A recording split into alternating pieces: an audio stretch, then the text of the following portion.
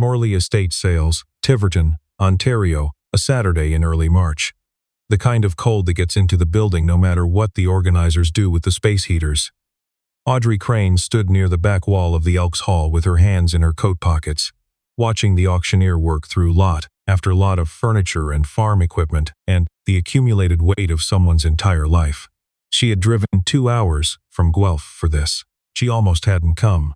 The lot she'd seen in the listing was number 19. A box of assorted textiles, listed as vintage quilts and fabric pieces, condition unknown, as is. The photograph in the catalog had been taken from 4 feet away under fluorescent light, and it showed what looked like a pile of folded cloth in a cardboard box. Most people would scroll past it in under a second. Audrey had stared at it for 11 minutes. She had printed the photograph and brought it with her, and she looked at it again now while the auctioneer moved through lot 16.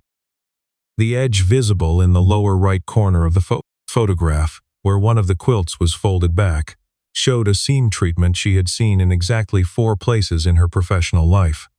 3 of them were in museum collections. The 4th was in a private home in Stratford, Ontario, owned by a woman who had no idea what she was sitting on. When lot 19 came up, the auctioneer described it in 12 words and set the opening at $25. 2 hands came up immediately, then dropped when the box was brought closer and the quilts looked as bad as they'd been described. One of them had water damage along the top edge. Audrey watched the room lose interest in real time. She raised her paddle when the bidding stalled at $40. The man 3 rows ahead of her, who had a dealer's tag on his jacket and had been buying steadily all morning, turned around to look at her. He said something to the woman beside him, and they both looked, and then the woman said something back, and they both smiled.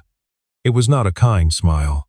It was the smile of people who have been doing this long enough to feel entitled to it. The auctioneer brought the gavel down at 65. Nobody in that room understood what had just changed hands. 2 days before the sale, Audrey had been at her kitchen table in Guelph with a mug of tea and her laptop, moving through estate sale listings the way she did most Thursday evenings. She subscribed to 14 regional services across Ontario and Quebec, and she had learned over the years to move quickly through most of them. But something in the Morley listing made her slow down. She had been a textile conservator for 16 years, the first 8 at the Canadian Conservation Institute in Ottawa, before her marriage and the move to Guelph and the slow contraction of her work into a small private practice that operated out of her garage. She still took contracts, still did the occasional institutional project, still got calls from curators who had worked with her in Ottawa. But most of what she did now was quieter, local. She had made peace with that, mostly. Her daughter Clara was 11 and spent weekends between Audrey's house and her father's apartment in Hamilton. That particular Thursday, Clara was at Audrey's, asleep upstairs, and the house was the specific kind of quiet that comes when a child is in it but not visible. Audrey zoomed into the corner of the photograph and sat back and looked at the ceiling for a moment. Then she called her colleague Harriet Ossie, who had been her supervisor at the CCI and was now semi-retired and living in Kingston. "I might be imagining it," Audrey said when Harriet picked up. "You don't imagine things," Harriet said. "Send me the image." Audrey sent it. There was a long pause. "Where is this sale?" "Tiverton, Morley Estate." "Yes." Another pause. "Agnes Morley died in January. She was 91. Her family has been selling everything off in sections." Harriet's voice was careful and measured in the way it got when she was thinking. Agnes Morley's grandmother was Edith Penrose.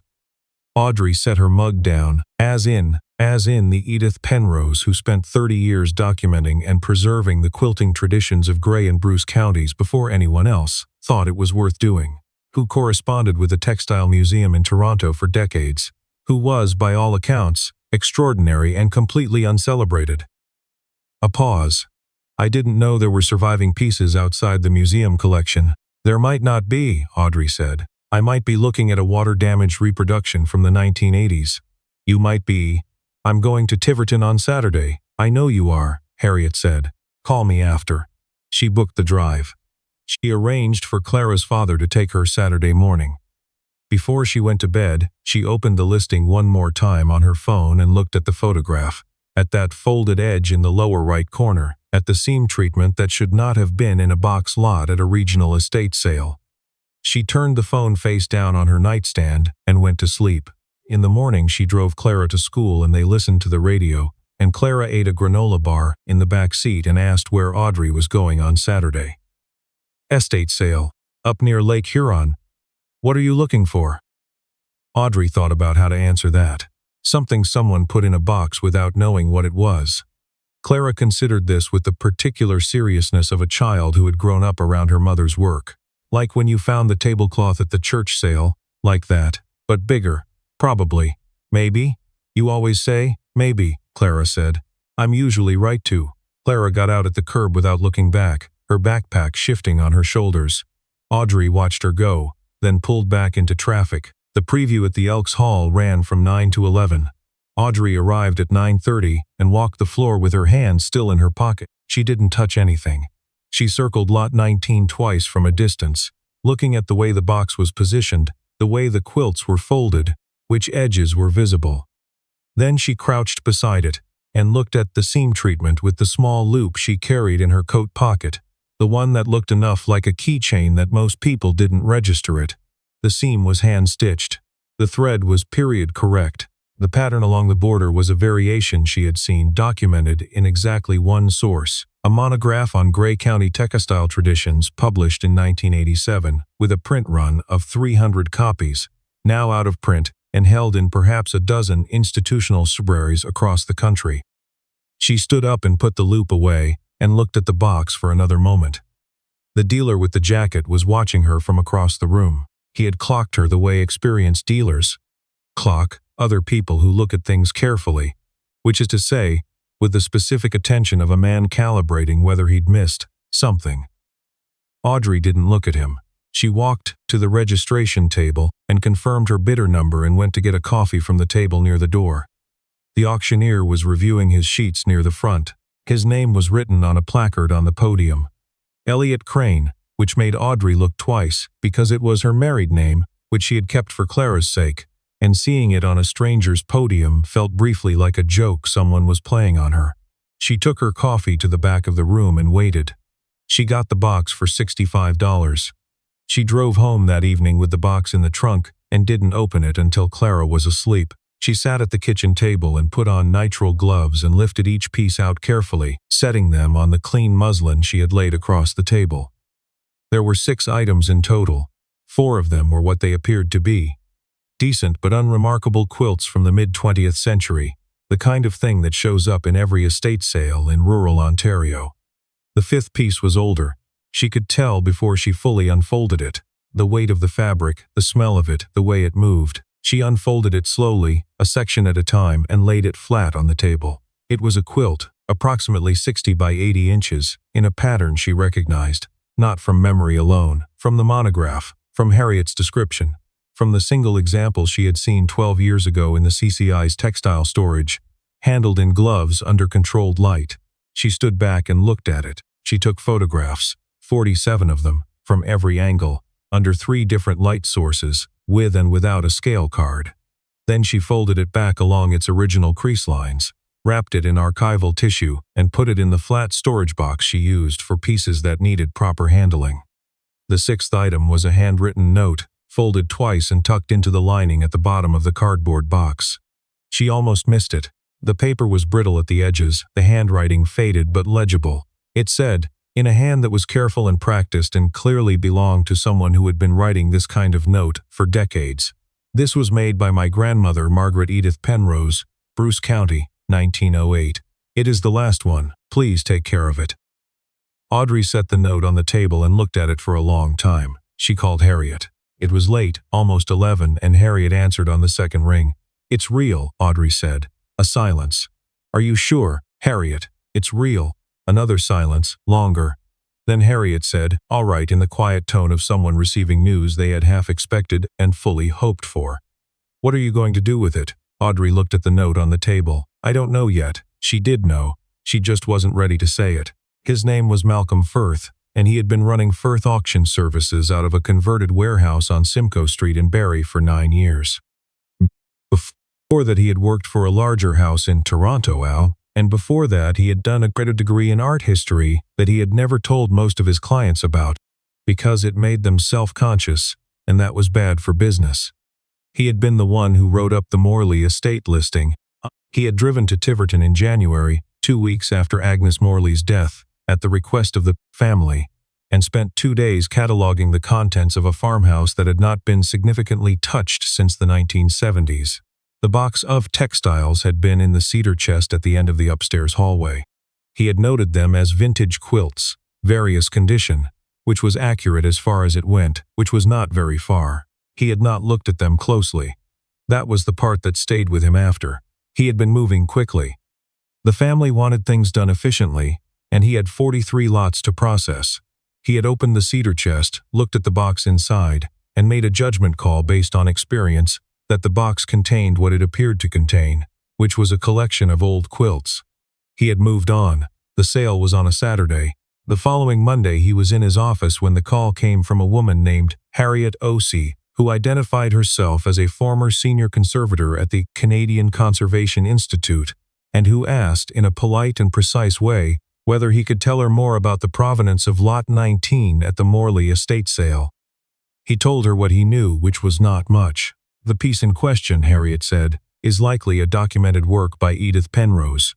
Are you familiar with that name? He was not. You should be, Harriet said, not unkindly. The Textile Museum of Canada has 3 of her pieces. The Art Gallery of Ontario has 1 in storage. If the documentation holds, the piece that sold in your Lot 19 on Saturday is one of the most significant textile finds in Ontario in the past 20 years. Malcolm sat with that for a moment. It sold for $65, he said. I know, Harriet said. That's why I'm calling. He asked who had bought it. Harriet said she wasn't able to share that. He asked if the buyer was willing to speak with him. Harriet said she would ask. He set the phone down after the call and looked at the paperwork on his desk and thought about the cedar chest and the 43 lots and the decision he had made in 20 seconds to move on. He called his assistant and told her he was going to need the full Morley file. 3 weeks after the sale, Audrey's work on the piece had reached the point where she needed a formal chain of documentation if she was going to do anything meaningful with it. The note from the cedar chest was important but not sufficient. She needed physical evidence, photographic records, ideally a statement from someone with institutional standing. She had the photographs. She had Harriet. What she needed was the auction house to formally document what had passed through its hands. Harriet gave her Malcolm's name. Audrey thought about it for 2 days. She drove to Barrie on a Wednesday morning, leaving Clara with her neighbor before school. She had the photographs on her laptop and a typed summary of her initial findings, and the archival copy of the monograph which she had borrowed from the University of Guelph Library, on a professional courtesy basis. The auction house was more serious than she had expected. The warehouse had been converted thoughtfully, with good lighting and proper storage areas visible through the office windows. She had been prepared to be skeptical and found she wasn't entirely. Malcolm was already standing when she came in. He was roughly her age, with the kind of carefully composed expression that suggested he had been thinking about this meeting. He said he had read what Harriet had sent him. He said he was sorry about the listing. He said it straightforwardly, without performing the apology. She hadn't expected the directness. She sat down and opened her laptop. She walked him through the photographs. He asked questions, good ones, technical ones, the kind of questions a person asks when they have been reading ahead of the conversation. She noticed. She didn't say anything. The seam treatment, he said at one point, looking at the close-up she had taken with her macro lens. Is that a regional variation or individual? She looked at him. Regional, specific to a cluster of townships in Bruce County between roughly 1890 and 1920. Documented in one source. She slid the monograph across the deck. He picked it up. He read the relevant section. He set it back on the desk and was quiet for a moment. I should have looked more carefully. You had 43 lots. That's not an excuse. No, she said. But it's a reason. He looked at her. It was a particular kind of look, the look of someone recalibrating how a conversation is going. She held it for a moment, then looked back at the laptop. They worked for 2 hours. He pulled every record he had on the Morley estate, every photograph he had taken in January, every note. She cross-referenced them against her own documentation.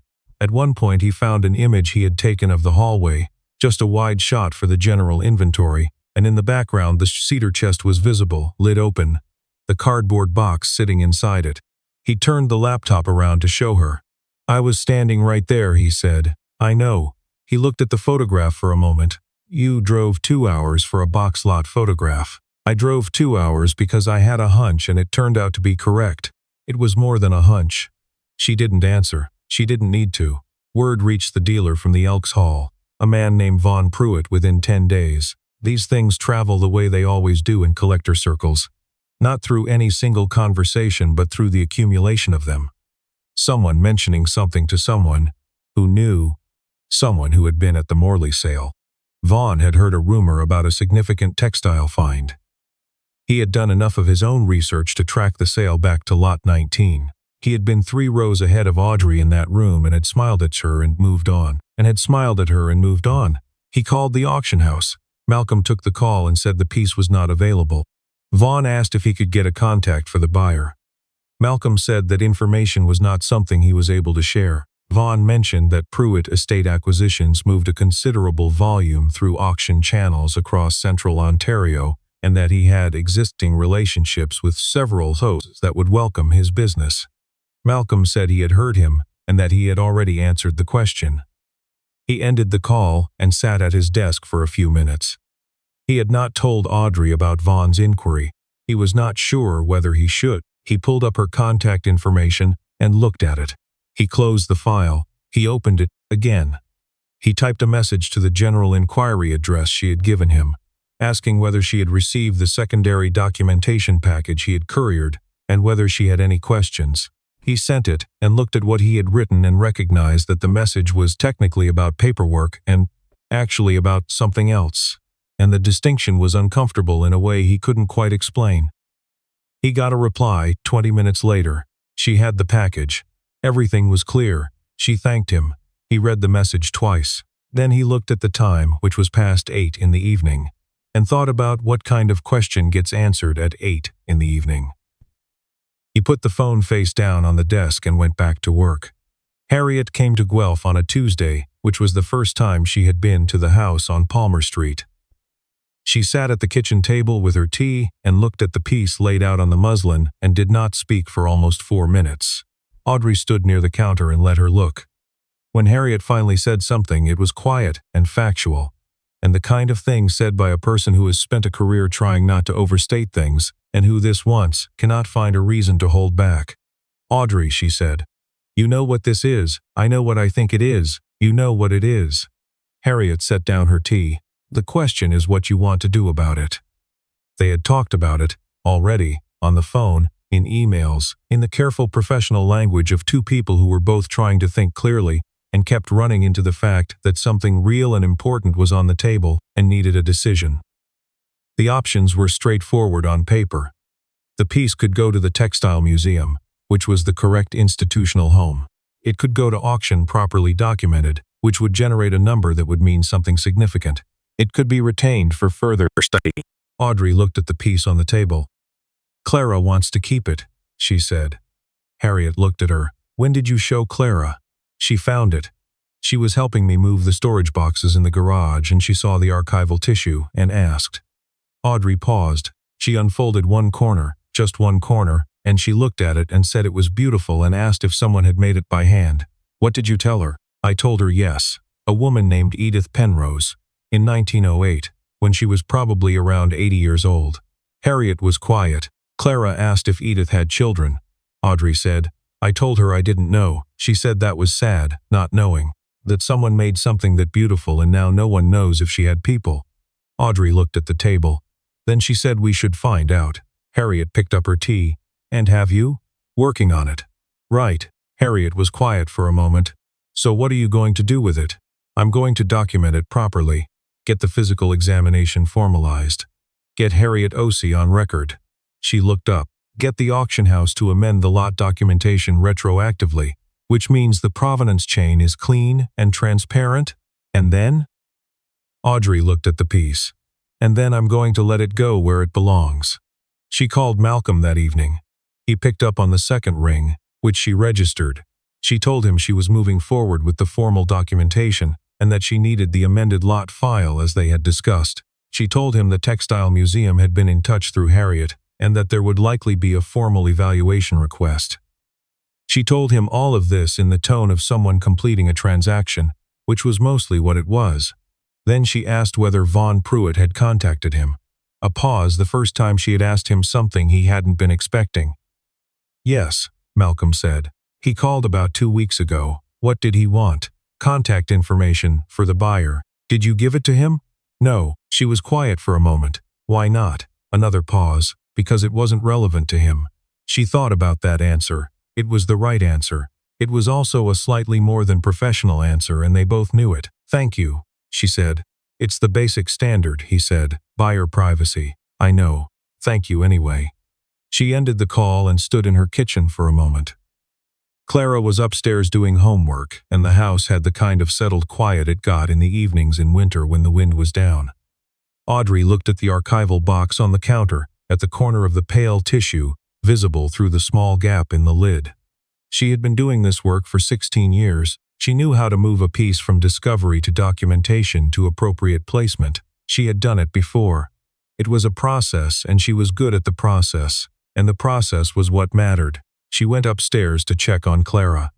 On the evening of the 22nd day after the sale, the documentation was complete. Audrey sat in the garage on a stool with her back against the shelving unit and looked at the archival box on the work table. The formal examination report was finished. The provenance summary was finished. Harriet had signed the professional attestation. The textile museum had made a preliminary offer that was, under the circumstances, appropriate. On the shelf above the work table, tucked behind a reference binder, there was a photograph in a small frame. It was from the year Clara was born. Audrey in her lab coat at the CCI, standing next to a display case, holding a 19th-century silk brocade from a Montreal estate. She was squinting slightly under the museum lighting, one hand resting on the edge of the case. She looked younger and more certain and somewhat less like herself. She had been the one who decided to leave Ottawa. Not because she had to, technically. She had tenure and a budget and the respect of people who mattered in her field. But Elliot had been in Guelph, and then Clara had been coming, and she had made the calculation that some things mattered more than the work, and that she would find a way to keep doing the work from somewhere quieter. She had found a way. Most of the time she was glad of it. Her phone lit up on the work table. 9:47, a message from Malcolm, asking whether she had received the amended lot records from the Morley file, and whether everything looked correct. She read it. Standard question, nothing in it that required an answer tonight. She wrote back that everything looked right and that she would send a formal confirmation in the morning. 3 minutes later he wrote, "Good, I'm glad it worked out." She looked at that for a while. It was not a professional sentence. It was a true sentence, and those were different. She wrote back, "So am I." She set the phone on the work table and didn't look at it again that evening. On day 28, Harriet called to say the Textile Museum had formalized the offer and wanted to schedule a transfer. Audrey said she would call them in the morning. Harriet asked if she was all right. "Yes," Audrey said. "You're about to give up something significant. It was never mine to keep. That doesn't mean it's easy." Audrey was quiet. "No," she said. "It doesn't." She drove to the museum in Toronto on a Friday. Clara came with her because it was a PA day and because Audrey had decided deliberately that Clara should see this part. She had showed Clara the arrival and she should see the departure. They walked through the museum's public galleries first, slowly, because Clara wanted to look. She stopped at a case holding a Welsh wool blanket from 1870 and read the full label. She asked what warp meant. Audrey explained. Clara asked 2 more questions, then she asked who decided what went in museums. "People who spend a lot of time looking at things carefully," Audrey said. "Like you, sometimes." Clara looked at the label again. It should say who decided, not just what it is. Audrey looked at her daughter. "You're right," she said. "It should." The transfer took place in the conservation suite, which Clara was not allowed into, so she waited on a bench in the hallway and read from her book.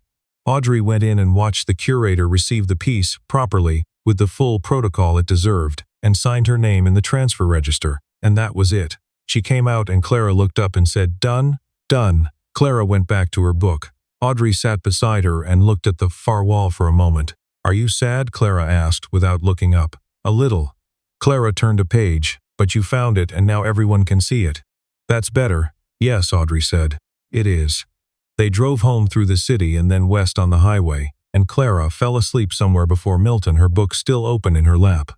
Audrey drove and let the radio play quietly, and thought about the note on the brittle paper, the handwriting careful and faded. This was made by my grandmother. It is the last one. Please take care of it. She had. She was fairly sure she had. 3 days later, Vaughn Pruitt called the auction house again. Malcolm took the call. Vaughn had heard the piece was going to the textile museum, and he had thoughts about that, about fair market access, about process. He was measured about it. He was persuasive about it. He had obviously been preparing what he was going to say. Malcolm said the provenance documentation and chain of transfer were complete, that everything had been handled transparently and in accordance with auction protocol, and that he had no further information to share. Vaughn said something about professional relationships and the volume of business they could bring. Malcolm said he'd heard him and that he had nothing to add. He ended the call and looked at his desk for a few minutes.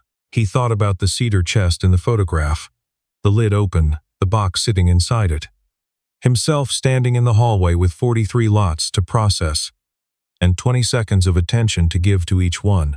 He thought about what it would have meant if Audrey hadn't seen the photograph, if she had scrolled past it, if the box had gone to a general sale and been broken up and the pieces scattered. He thought about the kind of seeing that could stop on a blurry catalog photograph and find what was actually there. He opened a new email to Audrey, typed the subject line, and then stopped. He closed it. He sat with the closed window for a moment, then opened it again. He wrote, I told Pruitt again that there was nothing to share. He won't call back. I wanted you to know. He sent it and looked at what he had sent. Then he went back to work. He was still at his desk at 7 in the evening when Audrey drove into the parking lot on Simcoe Street. He heard a car and looked up and didn't recognize it, and then the door opened and he did. She had nothing with her. No laptop, no folder, no bag. She stood in the middle of the warehouse space in her coat and looked at him. I was in Barry, she said. He looked at her.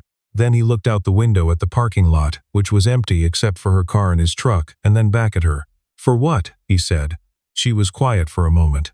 I'm not entirely sure. He stood up from the desk. He walked around it to where she was standing and stopped. The piece is at the museum, she said. Everything's done. I know. I thought I would feel finished, and you don't. Not quite. She looked at the room, at the racks of items in various stages of processing, the shelving units, the careful visible order of a space that was used seriously. You run a good operation. Most of the time. You missed one. I missed one. He looked at her. You didn't. She turned and looked at him directly, the way she hadn't in any of the formal meetings, without the professional lens over it. You asked the right questions when I showed you the photographs, the seam treatment. I had been reading about it. I know. When did you know I'd noticed? When you waited for me to finish the question before you answered it. He looked at her. Most people don't do that. She held that for a moment. I should have stayed in touch when the transfer was done, she said. It was not an apology. It was a statement of what she would have done differently. You were closing a significant thing. Yes. She looked at him. It's closed. The warehouse was quiet in the way empty buildings get in the evening. Through the high windows, the parking lot light made a long yellow rectangle on the concrete floor. There's a piece coming in next week, Malcolm said. A textile lot from the Glen Elg area. I'd like a second set of eyes on it before I write the listing. She looked at him. You want a textile conservator to review a listing? I want someone who knows how to look at things carefully. He held her gaze. I've learned it makes a difference. Audrey stood in the middle of the Simcoe Street warehouse, in her coat, with nothing in her hands, and looked at a man who had made one mistake, and then spent 30 days watching someone prove why that kind of mistake mattered. What's in the lot? She said. I don't know yet. That's why I want someone to look. She held his eyes. Send me the photographs when you get them. I will. She didn't move toward the door immediately. Neither did he. The light from the parking lot lay across the floor between them, and outside the wind had gone down the way it does in Ontario in March. When winter starts to make small concessions it doesn't quite mean yet. She had driven to Barrie for a box lot photograph. She had looked at something everyone else had looked away from and seen what was actually there. She had learned, over the years, to trust that kind of seeing. In her work, in herself. She stood in the quiet of the warehouse and let herself begin to trust it here too, in something other than textile provenance, in the specific ordinary feeling of standing in the same place as another person and finding that you have both independently and without plan arrived. It's a long drive from Guelph, Malcolm said. I've made it before, Audrey said. She put her hand out. Not for a handshake, just the gesture of someone who has made a decision and is done waiting to make it. He put his hand in hers. The door to the parking lot was still open behind her. The March air came through it, cold and clean, and laid a long light across the floor between them, longer than either of them had expected, which was, as it turned out, the point.